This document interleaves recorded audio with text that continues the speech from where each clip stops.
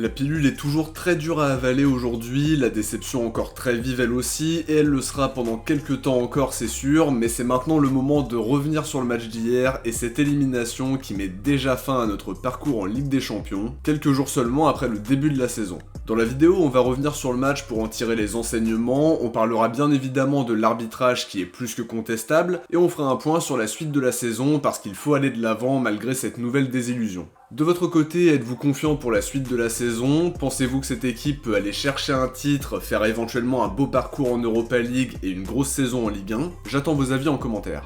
On commence directement par une analyse du match, une analyse à froid parce qu'hier la déception était trop vive pour revenir sur l'élimination. C'est un sentiment très étrange parce qu'on a fait un bon match selon moi, mais au final l'issue elle est là. Élimination dès le 3e tour préliminaire et on peut pas s'empêcher de penser au match catastrophique qu'on a fait à l'aller. On était en dessous physiquement, on a perdu beaucoup de duels, techniquement on n'était pas à la hauteur non plus, et l'animation offensive était assez catastrophique aussi. Il aurait fallu faire au moins match nul là-bas et même faire mieux parce qu'il y avait largement moyen, mais cette courte défaite a beaucoup d'importance dans l'élimination. Sur le match retour, on attendait de voir de l'intensité, du mouvement et une animation offensive qui fait mal à l'adversaire. On n'a pas été déçus du tout parce que la première mi-temps est vraiment de très grande qualité. Dans les duels, dans l'impact que les joueurs ont mis, on a vu de la mobilité, des combinaisons et une grande justesse technique. On parlera des joueurs par la suite, mais je trouve que globalement tout le monde a fait le boulot, et c'est logiquement qu'on mène 2-0 à la pause en étant virtuellement qualifié. Le Pana a été totalement étouffé par notre pressing, de grosses difficultés à sortir le ballon, et on a multiplié les occasions devant leur but. Ils finissent la première mi-temps sans le moindre tir et ils avaient pas grand chose de positif sur quoi se baser à la pause, donc à ce moment-là on se dit que l'opération est quand même assez parfaite. Seulement en étant dos au mur, ils reviennent très bien en étant plus entreprenants, et encore une fois c'est l'entrée de Bernard qui leur fait beaucoup de bien.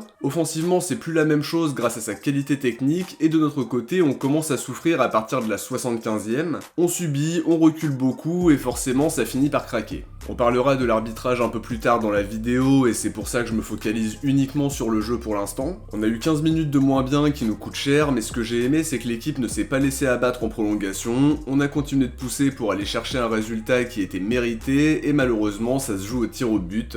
Dénouement cruel qui nous laisse avec une énorme tristesse à la fin du match alors qu'on voulait absolument jouer cette Ligue des Champions pour plein de raisons. On a vu une très belle équipe qui n'a rien lâché sur 120 minutes et qui s'est battue jusqu'au bout. C'est pas comme face à Annecy où on passe totalement à côté, ça ressemble un petit peu plus à Tottenham avec une défaite alors qu'on fait une magnifique première mi-temps et on finit par tout perdre à la fin du match. On a eu beaucoup d'occasions et il aurait fallu être plus réaliste sur certaines des situations, ça n'empêche qu'il y avait beaucoup de vent contraire et la performance de l'équipe mérite d'être saluée, mis à part les 15 minutes dont on a parlé plus tôt où on subit beaucoup trop et on n'arrive pas à sortir le ballon. J'ai beaucoup aimé ce que j'ai vu hier soir, on marque très tôt et ça ouvre un petit peu plus le match. On met le deuxième au meilleur moment juste avant la pause et clairement c'était le scénario idéal, mais on est tombé de très haut à la fin de la séance de tir au but. Sur l'arbitrage maintenant, parce que ça a eu une importance fondamentale sur cette double confrontation, on n'est pas verni à l'aller et au retour non plus. Le match aller c'est vraiment catastrophique sur cet aspect-là parce que l'arbitre n'a montré aucune pédagogie. Un carton jaune plus que discutable pour Kondogbia qui, au-delà d'aboutir sur l'expulsion en deuxième mi-temps, nous a conditionné dans l'agressivité, avec un joueur averti dans la première minute de jeu et qui a dû se contenir très tôt dans le match. On pense aussi au jaune d'Iliman Ndiaye pour une protestation légère et on ajoute aussi les fautes du Pana qui n'ont pas été sifflées et une trop grosse sévérité pour nous.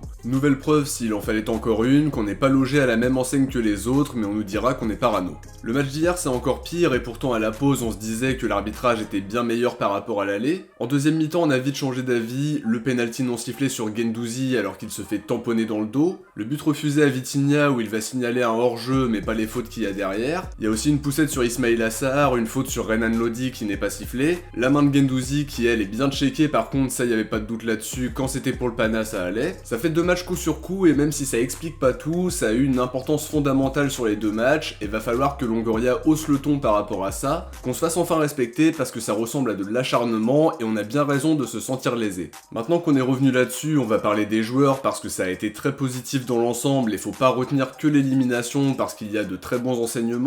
Pense à Pau Lopez qui a fait 2 arrêts très importants en fin de match pour retarder l'égalisation et qui est impliqué sur le premier but avec une relance rapide. C'est un match qui peut lui donner de la confiance qui lui manquait énormément et ça faisait longtemps qu'on l'avait pas vu aussi performant. Jonathan Klaus qui a été omniprésent, très bon offensivement avec une bonne relation naissante avec Sarr, c'est sans doute l'un de ses meilleurs matchs depuis pas mal de temps, défensivement je l'ai trouvé très solide aussi, même chose pour Renan Lodi qui a été très bon derrière et qui a su se montrer impactant offensivement, c'est de très bon augure pour la suite. Chancel Bemba a aussi été très bon, il jouait axe gauche, c'est assez inhabituel, et il a remporté la plupart de ses duels, Gigot toujours fidèle à lui-même avec de l'impact dans ses interventions et un match sérieux. Pareil pour Rongier et Verretou qui ont été omniprésents au milieu, juste dans ce qu'ils ont entrepris, et c'est notamment très positif pour Verretou, parce que j'ai la sensation d'avoir enfin vu le vrai Verretou, celui qui est très précieux dans l'entrejeu et qui apporte offensivement en se projetant ou avec la bonne passe bien calibrée. Offensivement, Sarr a été une nouvelle fois très dangereux par sa faculté de projection, son accélération et sa puissance, récompensé par une magnifique passe D pour Aubameyang très tôt dans le match. Ndiaye a montré de bonnes choses dans les petits espaces, très à l'aise techniquement, il est d'ailleurs pas loin de mettre un magnifique but en première mi-temps après un festival et ça passe pas loin du tout. Pour Aubameyang aussi c'est très positif, double buteur avec des appels de grande qualité et une finition impeccable. Harit a aussi fait une très bonne entrée, très bon balle au pied et capable d'éliminer, ça fait vraiment plaisir de le revoir à ce niveau-là et c'est très prometteur pour la suite. Vitinha est aussi bien rentré, très disponible et régulièrement trouvé, c'était vraiment intéressant même s'il a un but qui est refusé et que sa frappe est contrée avec 4 joueurs du Pana dans les cages. Après avoir fait un retour sur le match en lui-même, on va maintenant se questionner sur les conséquences de l'élimination. Je vais d'abord parler du volet financier parce qu'une participation à la phase de groupe de LDC rapporte 15,4 millions d'euros contre 3,63 millions pour la Ligue Europa. À ça, on peut ajouter les primes UEFA et les droits télé, mais d'après RMC, c'est un manque à gagner qui est estimé entre 17 et 19 millions pour le club, et c'est pas rien. Sur l'aspect mercato, ça peut poser problème selon le standing des joueurs que tu ciblais. D'après Longoria, ça aurait pas trop d'impact sur la fin de notre mercato parce qu'il n'y a pas d'obligation de vendre des joueurs, et ceux qui sont ciblés ne font peut-être pas d'une qualification en Ligue des Champions une priorité ou une condition sine qua non pour venir. On en saura plus dans les 15 prochains jours. En tout cas, faudra vite se reconcentrer sur le championnat avec un match face à Metz qui arrive vraiment très vite. L'Europa League doit maintenant devenir une priorité parce qu'on a les moyens de faire un beau parcours, on a un effectif qui est taillé pour, et c'est aussi l'occasion de prendre de l'expérience européenne pour les prochaines saisons. C'est une compétition prestigieuse avec de gros clients en face. La LDC l'est encore plus et j'aurais aimé qu'on la joue sur le plan sportif pour progresser au contact de plus grosses équipes, mais c'est vrai qu'on a des chances de faire un beau parcours en Europa, ça doit faire partie de nos objectifs comme l'ambition d'aller chercher un trophée. Il y a beaucoup d'enseignements positifs dans la performance d'hier soir, ça chasse quelques doutes après une prépa et 2 premiers matchs où on n'a pas vu grand chose. Hier soir on comprend mieux vers quoi on tend par la suite dans le jeu de Marcelino, et faut que l'équipe se reconcentre très vite pour continuer cette montée en puissance malgré l'énorme désillusion du match face au Pana. Il y a de bons indicateurs et il faut surfer là-dessus. De toute façon, le résultat est comme il est et on pourra pas le changer. Maintenant, cap sur la Ligue 1, l'Europa League et dans quelques mois la Coupe de France où faudra effacer l'élimination de la saison dernière. Faudra malgré tout tirer les enseignements de cette nouvelle désillusion, se forger un mental pour conserver une avance au score et c'est selon moi le principal enjeu. Dernier point que je voulais aborder rapidement, cette élimination met aussi en avant le manque de continuité parce qu'il a fallu tout recommencer à zéro ou presque à l'arrivée de Marcelino et on pourra pas se permettre chaque année de changer de coach, de système et de joueurs. Ça a joué un rôle parce que le coach est arrivé tardivement, il y a eu de nombreuses recrues et forcément le temps était compté. Je suis pas fan non plus des adversaires qu'on a affrontés en préparation et le faible nombre de matchs, mais j'imagine que ça s'explique aussi par le fait qu'on avait potentiellement 4 matchs supplémentaires en Europe au mois d'août.